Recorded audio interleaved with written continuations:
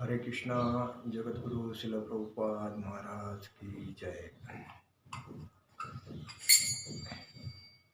जय राधा माधव कुंज बिहारी। जय राधा माधव कुंज बिहारी। गोपीजना वल्लभ गिरिवरधारी।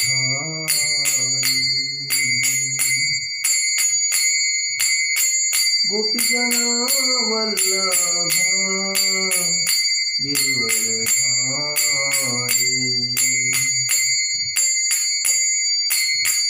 यशोदानंदन ब्रज जनरंजन। यशोदानंदन ब्रज जनरंजन। यमुना तीरावनचारी। यमुना तीरावनचारी। जय राधा माधव कुंज बिहारी। हरे कृष्णा हरे कृष्णा कृष्णा कृष्णा हरे हरे। हरे राम राम राम हरे हरे। हरे कृष्णा कृष्णा कृष्णा हरे हरे। हरे राम राम राम हरे हरे। हरे कृष्णा कृष्णा कृष्णा हरे हरे। हरे राम राम राम हरे हरे। जय ओम विष्णुपाद परमहंस परिव्राजकाचार्य अष्टोत्तर शत श्री श्रीमद भक्ति वेदांत स्वामी शील प्रभुपाद महाराज की जय। जय ओम विष्णुपाद परमहंस परिव्राजकाचार्य अष्टोत्तर शत श्रीमद भक्ति सिद्धांत सरस्वती ठाकुर शील प्रभुपाद महाराज की जय। अनंत कोटि वैष्णव वृंद की जय। नामाचार्य शिला हरिदास ठाकुर की जय। प्रेम से कहो श्री कृष्ण चैतन्य प्रभु नित्यानंद श्री अद्वैत गदाधर श्रीवासादि गौर भक्त द्वंद की जय। श्री श्री राधा कृष्ण गोप गोपीनाथ श्याम कुंड राधा कृष्ण राधा कुंड गिरि गोवर्धन की जय। वृंदावन धाम की जय। नवदीप धाम की जय। गंगा देवी की जय। यमुना देवी की जय। तुलसी देवी की जय। भक्ति देवी की जय। हरिनाम संकीर्तन की जय। गौर प्रेमानंद हरि हरि बोल। समवेद भक्त वृंद की जय। समवेद भक्त वृंद की जय। समवेद भक्त वृंद की जय। श्री श्री गुरु गौरांग की जय। आज हम लोग भागवत गीता के ऊपर प्रवचन करेंगे। भागवतम के ऊपर प्रवचन करेंगे 14वें अध्याय पे। अपि देवर्षिनादिष्ट सकालो यमुपस्थितः यदात्मनो गमार्क्रीड भगवाननुस्तिसूक्ष्मति। अपि देवर्षिनादिष्टः सकालो यमुपस्थितः यदात्मनो गमार्क्रीड भगवानोस्ति सुक्षती। अपि म्हणजे क्या? देव ऋषीना म्हणजे देवर्षि नारद द्वा। आदिष्ट म्हणजे आदेश दिया गया। स म्हणजे वह। काल म्हणजे शाश्वत। समय म्हणजे अयम म्हणजे यह। उपस्थित म्हणजे आ चुका है। यदा म्हणजे जब। आत्मन अपने आप। अंगम म्हणजे अंश। आगरिक डम म्हणजे प्राकट्य भगवान श्री कृष्ण उस्तिक्षुक्षति छोड़ने जा रहे हैं। क्या वे अपनी मर्तलोक की लीलाओं को समेटने जा रहे हैं? जैसा देवर्षि नारद ने इंगित किया था, क्या वह समय आ भी चुका है? देखिए, नारद महर्षि ने जो युधिष्ठिर महाराज को जो बताया था उसके ऊपर ये प्रवचन है। क्या वे अपनी मर्तलोक की लीलाओं में समेट जा रहे हैं? जैसा देवर्षि नारद ने इंगित किया था, क्या वह समय आ भी चुका है? जैसा कि हम कई बार बतला चुके हैं, पूर्ण पुरुषोत्तम भगवान श्री कृष्ण के कई पूर्ण अंश है और इनमें से यद्यपि सभी समान रूप से शक्तिमान हैं, किंतु वे भिन्न भिन्न कार्य करते हैं। श्रीमद् भगवद गीता में श्री भगवान के कई प्रकार के कथन हैं और इनमें से प्रत्येक कथन विभिन्न अंशों के लिए। उदाहरणार्थ श्रीमद् भगवद गीता में भगवान श्री कृष्ण कहते हैं, देखिए, यथा यथा ही धर्मस्त ग्लानि भवत भारत, अद्भुतानम धर्मस्त तद्मान सुजात में हम। हे भारत, जब जब भी और जहाँ जहाँ भी धर्म का पतन तथा अधर्म का प्राधान्य होने लगता है, तब तब मैं अवतरित होता हूँ, ये भगवान श्री कृष्ण कहते हैं। उसके बाद में कहते हैं,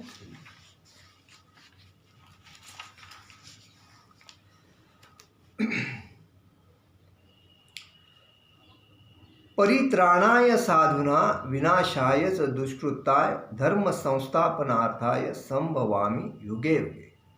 उसके बाद में क्या करते हैं? भक्तजनों का उद्धार करने, दुष्टों का विनाश करने तथा धर्म के सिद्धांतों के फिर से स्थापना करते हेतु मैं हर युग में प्रकट होता हूँ, ये भगवान खुद कहते हैं। उसके बाद में कहते हैं,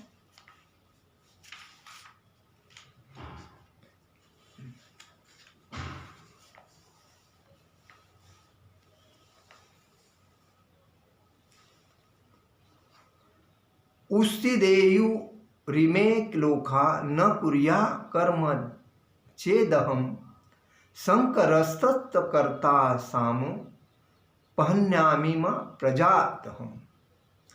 उस्तिदेयु रिमे लोका न कुर्या कर्म चेदहम संकरस्तत्कर्ता मुप्यहन्यामि म प्रजा। मतलब यदि मैं कर्म न करूं तो सभी मनुष्य कुपथगामी हो जाए, तब मैं अवांछित जनसमुदाय वर्ण संकर को उत्पन्न करने का कारण बनूंगा और इस प्रकार संपूर्ण प्राणियों की शांति का विनाशकर्ता बनूंगा, ये भगवान कहते हैं 3 अध्याय में 24वां श्लोक। और उसके बाद में कहते हैं,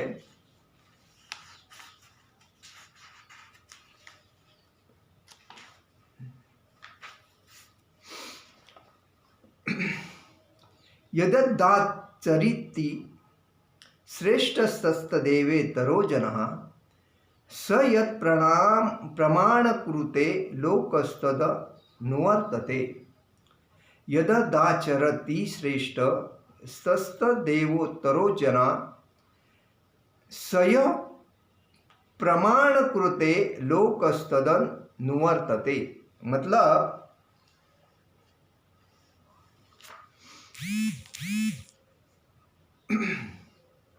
महापुरुष जो आचरण करता है, सामान्य व्यक्ति उसी का अनुकरण करते हैं। वह अपने अनुसरणीय कार्यों से जो आदर्श प्रस्तुत करता है, संपूर्ण विश्व उसका अनुसरण करता है, ये भगवान खुद कहते हैं। उपरोक्त सारे कथन श्री भगवान के विभिन्न अंशों पर लागू होते हैं। यथा संकर्षण, वासुदेव, प्रद्युम्न, अनिरुद्ध तथा श्री नारायण, इन सब दिव्य अंशों में वे स्वयं ही हैं। फिर भी श्री कृष्ण के रूप में श्री भगवान अपने विभिन्न कोटि के भक्तों से विभिन्न प्रकार की दिव्यानुभूति का आदान प्रदान करते हैं। तो भी भगवान श्री कृष्ण अपने मूल रूप में ब्रह्मा के प्रति 24 घंटों में 8,64 कोटि सौर वर्षा के पश्चात प्रत्येक ब्रह्मांड में एक बार प्रकट होते हैं। कितने साल के बाद? 8,64 कोटि सौर वर्षों के पश्चात भगवान प्रकट होते हैं और उनकी समस्त दिव्य लीलाएं प्रत्येक ब्रह्मांड में क्रमशः दिखलाई पड़ती है। किंतु निपट अनजान व्यक्ति के लिए भगवान श्री कृष्ण, भगवान वासुदेव आदि के कार्य जटिल समस्याएं बने रहते हैं। जो मूर्ख लोग जो रहते हैं उनको भगवान समझते ही नहीं और इसीलिए उनको ये कार्य जटिल रहते, मतलब उगड़ रहते हैं। स्वयं श्री भगवान तथा श्री भगवान के दिव्य शरीर में कोई भी अंतर नहीं है। विभिन्न अंश विभिन्न प्रकार के कार्य संपन्न करते हैं, किंतु जब भगवान श्री कृष्ण स्वयं प्रकट होते हैं तब उनके अन्य श्वास भी उनकी अचित्त शक्ति योग माया से उनके साथ मिल जाते हैं।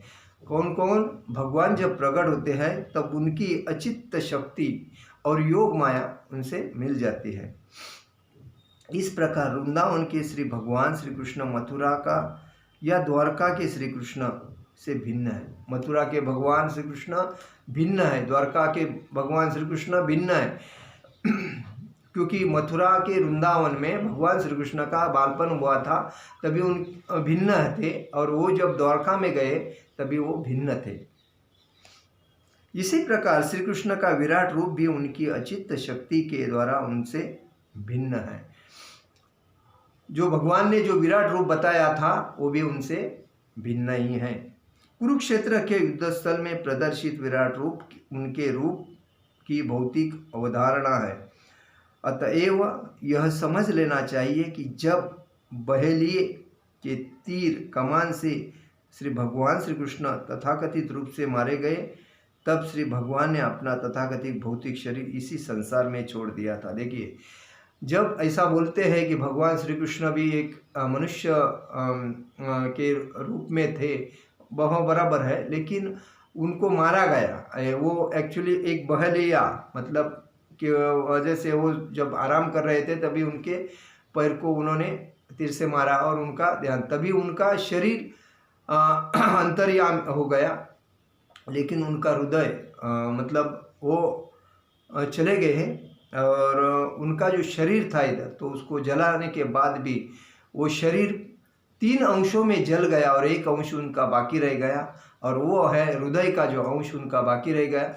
वो हृदय का अंश उन्होंने जगन्नाथपुरी के मंदिर में उनका वो अंश है, जगन्नाथ जी के स्वरूप में, और आज भी वो उधर ही है। इसलिए जगन्नाथपुरी सर्वश्रेष्ठ है, क्योंकि भगवान का जो ये रूप था ये भगवान ने इधर ही छोड़ के चले गए, अंतर्धाम हो गए भगवान उस टाइम। तब श्री भगवान ने अपना तथाकथित भौतिक शरीर इसी संसार में छोड़ दिया, मतलब जो उनका शरीर था इसी संसार में छोड़ दिया और वो आज भी उपस्थित है जगन्नाथपुरी में भगवान जगन्नाथ के रूप में। उसको 12 साल में एक बार बदली किया जाता है। भगवान जगन्नाथ का जो रूप है उनको 12 साल में बदली किया जाता है। श्री भगवान तो कैवल्य है और उनके दिव्य पदार्थ तथा आत्मा में कोई अंतर नहीं है, क्योंकि उन्हीं से प्रत्येक वस्तु उत्पन्न हुई है। अतएव उनके द्वारा एक शरीर को त्यागना या दूसरे शरीर को ग्रहण करने का अर्थ यह नहीं है कि वे सामान्य जीव जैसे थे। भगवान सामान्य मानुष के शरीर मतलब रूप में थे, शरीर मानव का था वो ठीक है, लेकिन भगवान सामान्य मानुष नहीं थे और इसीलिए वो ये शरीर छोड़ने के बाद दूसरे शरीर में जाएंगे ऐसा नहीं, क्योंकि वो परम पुरुषोत्तम भगवान है, वही सब सृष्टि के नादाता है और उनसे ही सब कुछ होता है, तो उनको पुनर्जन्म लेने की जरूरत नहीं है। इसीलिए उन्होंने क्या बोला, कहा है कि जब जब भी जहाँ जहाँ भी धर्म का पतन तथा अधर्म का प्राधान्य होने लगता है तब तब मैं अवतरित होता हूँ। ये भगवान का खुद का वाणी से निकला हुआ शब्द है। तो इसीलिए भगवान एक सामान्य मनुष्य नहीं थे। इधर का वो सामान्य जीव जैसे नहीं थे। वे समस्त कार्यकलाप उनकी अचित्त शक्ति के कारण एक ही साथ एक तथा भिन्न भिन्न है। जब महाराज युधिष्ठिर उनके अंतर्धान होने की संभावना से शोकाकुल थे, तो यह अपने घनिष्ठ मित्र के अंतर्धान होने पर शोक करने की प्रथा स्वरूप था। लेकिन वास्तविक तो यह है कि श्री भगवान कभी भी अपना दिव्य शरीर नहीं त्यागते। भगवान अपना दिव्य शरीर कभी त्यागते नहीं हैं। वो मनुष्य जीवन में धर्म की रक्षा करने के लिए आए थे और वो अंतर्धान हो गए। जैसा कि अल्पज्ञानी मनुष्य भ्रमवश सोचते हैं कि श्रीमद् भगवद गीता में स्वयं श्री भगवान ने ऐसे अल्पज्ञों की भर्त्सना की है और उन्हें मूढ़ कहा गया है, कि श्री भगवान के देहत्याग का अर्थ यह हुआ कि उन्होंने पुनः अपने अंशों को अपने अपने दिव्य धामों में छोड़ दिया। मतलब जो उनके अंश उनके साथ थे, उनको भी उनके साथ में, वो जब अंतर्ध्यान हो गए तभी उनको उनके अंशों को उनके स्थान पे छोड़ दिया। जिस प्रकार इस संसार में उन्होंने अपना विराट रूप छोड़ा था, जिस प्रकार उन्होंने अपना इस संसार में विराट रूप छोड़ा था। देखिए भगवान का ये जो युधिष्ठिर 5 पांडवों के प्रति जो प्रेम था, क्योंकि भगवान की करोड़ों लीलाएं हैं और करोड़ों लीलाएं करने के लिए भगवान ने अपना ये अवतार लिया था मनुष्य जीवन का ये धरती पर। और उन्होंने मतलब सब कुछ बताया कि धर्म के ऊपर कभी भी अगर हानि होती है तो धर्म रक्षा के लिए, क्योंकि सनातन धर्म ये जो है वो करोड़ों सालों से चलता आया है और उसके ऊपर कोई आघात करता है, उसके ऊपर कोई मतलब तकलीफ होती है, भगवान स्वयं आ जाते हैं। अभी देखिए भगवान ने खुद ही बोला है कि हे भारत, जब जब भी और जहाँ जहाँ भी धर्म का पतन तथा अधर्म का प्राधान्य होने लगता है, तब तब मैं अवतरित होता हूँ। ये भगवान ने कहा है भगवद गीता में 4 अध्याय में 7वां श्लोक में। दूसरी बात है भक्तों के ऊपर, भगवान भक्तों के ऊपर बहुत प्रेम करते हैं, क्योंकि भक्त भगवान की जो भक्ति करते हो उसमें वो भगवान खुद को समर्पित करते हैं भक्त को, इतनी भक्त के ऊपर प्रेम करते हैं भगवान। तभी उन्होंने बोला है भक्त जनों का उद्धार करने, दुष्टों का विनाश करने तथा धर्म के सिद्धांतों की फिर से स्थापना करने हेतु मैं हर युग में प्रकट होता हूँ। ये उन्होंने कौन से श्लोक में कहा है? 4 अध्याय में 8वां श्लोक में कहा है।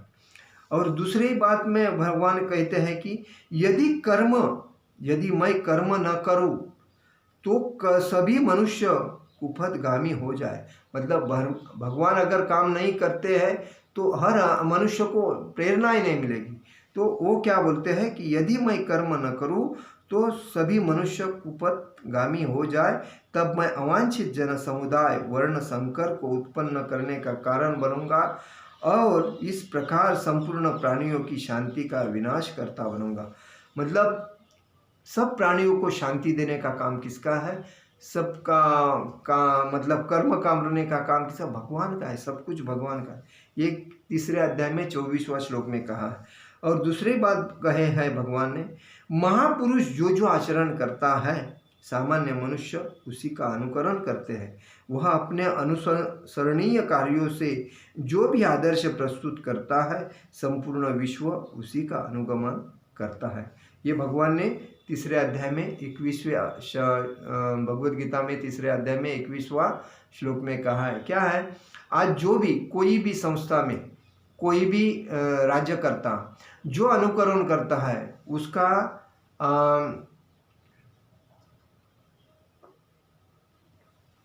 मतलब कोई संस्था का प्रेसिडेंट रहे, सेक्रेटरी रहे या पंतप्रधान रहे या मंत्री रहे या आमदार रहे, ये जो लोग हैं वो प्रतिष्ठित माने जाते हैं समाज में, क्योंकि समाज से उनको चुन के दिया जाता है और चुन के देने के बाद वो जैसा आचरण करते हैं वह उसका मतलब वो जैसा बर्ताव करते हैं उसका आचरण जो नीचे उनके जो लोग रहते हैं वो करते हैं।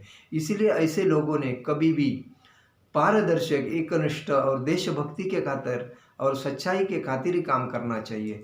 जो सच्चाई के खातिर काम करता है वही देख के जो पब्लिक काम करते हैं। आज भारत के जो पंतप्रधान हैं उन्होंने बहुत लोगों की बातें सुने, लेकिन उन्होंने सब बातें सुन के जो अपने दिल का जो काम है, मुझे क्या करना भारत भूमि के लिए और भारत के जनता के लिए, देश के हित के लिए मुझे क्या करना है, वो हिसाब से वो चलते हैं। और उनको देख के उनके जो अधिकारी रहते हैं, उनके नीचे काम करने वाले, उन्होंने उनका आदर करके उनका ये करना चाहिए, अनुकरण करना चाहिए।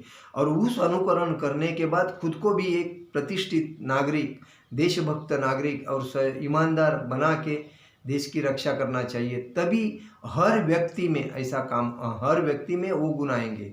क्योंकि जब ऐसा कहा जाता है कि कुंपन ही खेती खाता है, तो कुंपन खेती खाता है, इसका मतलब क्या होता है, जो मालक रहता है वही उधर खराब काम करता है। इसीलिए लोग देखते हैं तो ये खराब काम कर रहा है तो हम क्यों नहीं करेंगे खराब काम। तो ऐसी जो रूढ़ी तैयार होती है उसी से समाज खराब होता है। और समाज खराब होने से आदमी, जो गरीब आदमी जो डिपेंड रहता है उस सरकार के ऊपर, उस अधिकारी के ऊपर, वो भी फिर बर्बाद हो जाता है, क्योंकि उसको सब लूटा जाता है। तो गरीब को सामने रख के, देश हित का भवितव्य सामने रख के हर आदमी को ईमानदारी से काम करना, यही एक महत्व का मंत्र है। और जब देखो आप ईमानदारी से कोई काम करते हैं तो ईमानदारी का से काम करने से आपको ईमानदारी वाले ही व्यक्ति आपके सामने आ जाएंगे। और आप गद्दार के काम करेंगे, खराब काम करेंगे, देश के हित का काम नहीं करेंगे, तो आपको चोर, चंडा, लुटेरे, बलात्कारी, गुंडे, ऐसे लोग ही तुम्हारे सामने आएंगे। क्योंकि जो पारदर्शक रहता है उसके साथ पारदर्शक व्यक्ति जाता है, ईमानदार रहता है उसके साथ ईमानदार जाता है, एकनिष्ठ रहता है उसके साथ एकनिष्ठ जाता है, और जो चोर रहता है उसके साथ चोर, लफंगे, लुटेरे ही चोर काम करते हैं। और इसीलिए हमें यही समझ सीखना चाहिए कि जो महापुरुष जो आचरण करता है, सामान्य मनुष्य उसी का अनुकरण करते हैं। वह अपने अनुसरणीय कार्यों से जो भी आदर्श प्रस्तुत करते हैं, संपूर्ण विश्व उसी का अनुगमन करता है। इस वाक्य को पकड़ के चलना चाहिए और इस वाक्य से ही हमें भक्तों की संगति करना चाहिए। भक्त भगवान से पार्षद रहते हैं, उनके जो भक्ति के मामले में जो भी विचार रहते हैं वो पारदर्शक रहते हैं। ऐसे भक्तों की संगति करना चाहिए और साधु संतों की संगति करना चाहिए। साधु संतों को घर पे बुला के उनका आदर सत्कार करना चाहिए। आज जो ये बड़े बड़े कंपनी वाले जो ऐसे फालतू लोगों के, म्हणजे एक्टर लोगों के या गंदे लोगों के ऐड बना के जो समाज में लगाते हैं और धंधा करते हैं, वो गलत है। एक्चुअली उससे बेटर है सनातन धर्म के जो श्रेष्ठ साधु संत है, जिनका जगत गुरु उनको कहते हैं, जो और पारदर्शक जगत गुरु, ऐसे नहीं कि चंडा जगत गुरु कोई रहे और उसको बदनाम करे, ऐसे नहीं। जैसे कि हमारे प्रभुपाद है, उन्होंने भगवान श्री कृष्ण के भक्ति के प्रचार के लिए अपने 40 रुपये जेब में रख के अमेरिका में जाके प्रचार किया भक्ति का, और लोगों को भक्ति क्या चीज़ है, सनातन धर्म क्या चीज़ है, उसके बारे में बताया। और आज दुनिया की हर कोने में कृष्ण भक्ति का प्रचार होके कृष्ण भक्ति बढ़ रही है और लोगों ने उनको आत्मसात किया। ऐसे लोगों का प्रचार करने के लिए ऐड में लेना चाहिए, और वो उससे लोगों को एक मालूम पड़ता है कि हाँ, ये व्यक्ति कौन है, कि इस्कॉन के संस्थापक है, इन्होंने बहुत अच्छा कार्य। तो नई जनरेशन जो आता है तो उनको देख के उनके गुण आत्मसात करके जो चलता है, तभी देश को एक अच्छा नेतृत्व मिलता है। और इसी वजह से जो ऐसे गलत काम करने वाले चोर चंडा, जो लफंगे, जो बलात्कारी जो रहते हैं, ये फिल्म एक्टर वगैरह और जो लोग, उनको कभी ऐड में नहीं लेना चाहिए। ऐसे सनातन धर्म के हिंदू नेतृत्व वाले मुख्य जो प्रतिष्ठित व्यक्ति है उनको ऐड में लेके उनका प्रचार करना चाहिए। तो लोगों को लगता है कि यस ये मत क्योंकि हर व्यक्ति का बैकग्राउंड रहता है, वो आदमी को तुरंत मालूम पड़ता है। और गलत लोग 4 दिन के लिए आते हैं, बाद में डूब जा खराब करते हैं। तो वो नई पीढ़ी, उसका अनुकरण नई पीढ़ी को होता है। जो नई पीढ़ी है उसको हमको क्या देना है ये हर आदमी को समझना चाहिए। और नई पीढ़ी को हमें अच्छा नॉलेज देना है। जैसा कि शिवाजी महाराज है, वो शिवाजी महाराज की माता जी ने उनको एक ज्ञान दिया था कि भागवतम, महाभारत, रामायण ऐसे मुख्य मुख्य जो ग्रंथ थे उनको बचपन में ही सिखाए थे। तभी वो शूरवीर होके वो भगवत गीता पढ़ के अच्छा नेतृत्व हिंदू धर्म का किया। और उनका नेतृत्व करते करते जो ऐसे लोग ऐसे शूरवीर बने। तो ऐसा नेतृत्व होने के लिए अभी भी हिंदू धर्म में बहुत से लोग, जैसे कि मोदी जैसे बहुत से लोग हिंदू धर्म का नेतृत्व कर रहे हैं, लेकिन अच्छा कर रहे हैं। उसमें कोई अपने सनातन धर्म को दाग लगने नहीं दे रहे हैं और भक्ति के ऊपर उनकी श्रद्धा है। बहुत कठोरता से वो अपने काम कर रहे हैं। तो ऐसे लोगों को लेना चाहिए। तो अभी भारत में ऐसे 2 संस्था है, जो एक RSS है और ये दूसरी है इस्कॉन संस्था है। और ऐसे जो संस्था है दूसरी है दूसरी एक संस्था है। तो ऐसे जो संस्था है उनको प्रत्यक्ष में लेना चाहिए और उनका उनके थ्रू से ही ज़्यादा प्रचार होना जरूरी है। क्योंकि मेन हिंदुत्व क्या है ये दुनिया को अभी तक मालूम नहीं पड़ा है। उसमें गलत जो इनके साथ दोस्ती करके भी उनका जो अंदर से कोई बात रहेगी उनको बताते, तो इससे धर्म का हानि हो जाती है। तो ऐसा स्वामी नारायण एक संस्था ऐसी है, मतलब स्वामी नारायण संस्था है, इस्कॉन संस्था है और RSS संस्था, ये सबसे बड़ी संस्था है।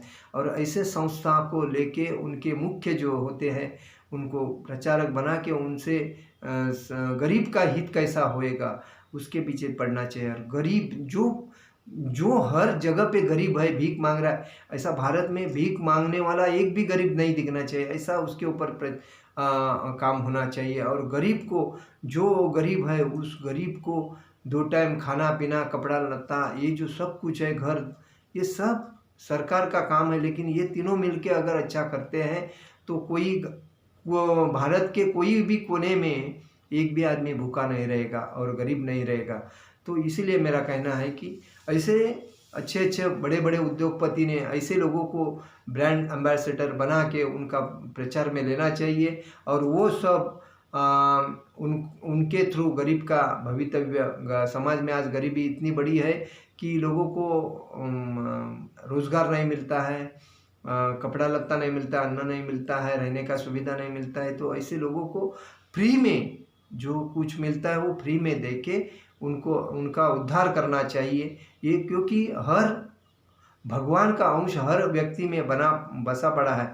उद्योगपति में भी उतना ही अंश है, जो गरीब में भी उतना ही अंश है। अगर वो गरीब जब था तभी उसने कितनी मेहनत करके उद्योगपति बना है, तो उस उद्योगपति ने यही सोचना चाहिए, मैं अगर सोने के टॉयलेट में अगर शौचालय करूं तो मुझे क्या फ़ायदा है। तो उससे बेटर किसी गरीब गांव को उद्धार करूं। किसी ऐसे मैंने ऐसा सुना कि एक उद्योगपति 1000 करोड़ अपने औरत के बर्थडे के ऊपर खर्चा करते हैं। मतलब ये क्या फालतू खर्चा है। आया किससे? गरीब से। और उड़ाया किसके लिए? अपने हौस के लिए। तो ये गरीब का पैसा गरीब के लिए अगर देता है तो उद्योग बढ़ता है और गरीबी नहीं रहती है। और उसमें से देश का नाम ऊंचा होता है, देश का भवितव्य उज्जवल होता है। इसीलिए मैं बोलता हूँ कि हर आदमी ने गरीब के ऊपर ध्यान देना चाहिए। गरीब ये बहुत गर्व क्यों रहता है? क्योंकि उसको जन्मता जो नॉलेज नहीं मिलता है। और दूसरी बात, उसको कोई संगोपन करने वाला अच्छा नहीं मिलता है। आज हर जगह पे भीख मांगने वाले जो बच्चे रहते हैं उनको उठा के डायरेक्ट स्कूल में भेजना चाहिए। तो ऐसा कोई काम करता है तो भी उनको नॉलेज मिलेगा, नहीं तो उनके माँ बाप तो अज्ञान रहते हैं, उनको नॉलेज नहीं रहता है और उस नॉलेज के वजह से वो गरीब रहते हैं, गरीब के गरीब ही रहते हैं और उनका कोई चलन नहीं होता है। तो इसलिए ऐसे संस्था ने आगे आके बड़ा काम करके लोगों को एक जीवन आनंद जीने की भावना देनी चाहिए। यही मैं बोलूँगा कि भगवान श्री कृष्ण सबको समान नज़र से देखते हैं सबको, लेकिन अपने भक्त के ऊपर बहुत प्रेम करते हैं और इसीलिए उन्होंने बोला है कि धर्म के ऊपर मेरा बहुत नाज है। धर्म की हानि होती है तो मैं पुनर्जन्म मतलब पतन होता है तो मैं तब अवतरित होता हूँ। तो इसीलिए हम हमारे आजू बाजू के जो लोग हैं उनको अच्छा बना के समाज में रखना जरूरी है और ये हमारा कर्तव्य बनता है कि हम भगवान के अंश हैं, एक दूसरे को संभालें, एक दूसरे को सपोर्ट करें और एक दूसरे का भवितव्य संभालें, नहीं कि ईर्ष्या करें। ईर्ष्या ये बहुत खराब है और उससे आदमी खुद का ही नाश करके लेता है, दूसरे का तो होता नहीं। तो इसलिए सबसे समान नज़र से देख के समान विचार रख के अपने को समाज में जीना चाहिए। यही मैं बोलूँगा कि हर आदमी ने भक्ति में आओ, भक्ति करो, अपना आत्मा शुद्ध करो, क्योंकि भक्तों की संगत करोगे तो भक्ति में आपकी प्रगति होगी। अगर भक्तों की संगति नहीं करोगे तो भक्ति में प्रगति नहीं होगी। भक्ति में प्रगति नहीं होने से आपको आध्यात्मिक ज्ञान नहीं मिलेगा। भगवत गीता, भागवतम और अध्याय जो है पढ़ने को आदत नहीं पड़ेगी। भक्तों की संगति में आओगे, भक्ति करोगे तो आहिस्ता आहिस्ता उन्नति के मार्ग पे चलोगे और आपका मतलब उद्धार हो जाएगा और आप भागवत धाम जाओगे। इसीलिए मैं बोलता हूँ भक्ति में आ जाओ। आज का मेरा प्रवचन यही समाप्त करता हूँ। जगत गुरु श्रील प्रभुपाद महाराज की जय, परम पूज्य लोकनाथ स्वामी महाराज की जय। निताय गौर प्रेमानंद हरि हरि बोल।